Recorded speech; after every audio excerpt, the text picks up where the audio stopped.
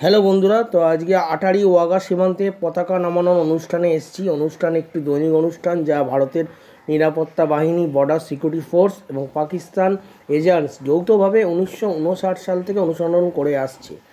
মহড়াটি বিস্তৃত এবং দ্রুত দ্বারা চিহ্নিত নাচের মতো কৌশল, পা যতটা সম্ভব উঁচুতে তোলা, যাকে রঙিন হিসাবে বর্ণনা করা হয়েছে। এই দুটি দেশের প্রতিদ্বন্দ্বিতার প্রতীক এবং দুই দেশের মধ্যে ভ্রাতৃত্ব সহযোগিতার প্রতীক। তো আজকে দেখতেই পাচ্ছেন কত লোকের ভিড়, সেখানে আমি এসেছি।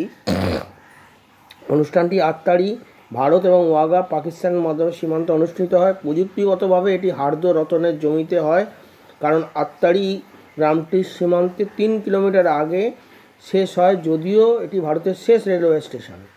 ঠিক আছে, তো আমরা আজকে এখানে এসে গেছি, তো ভিডিওটা দেখতে থাকুন।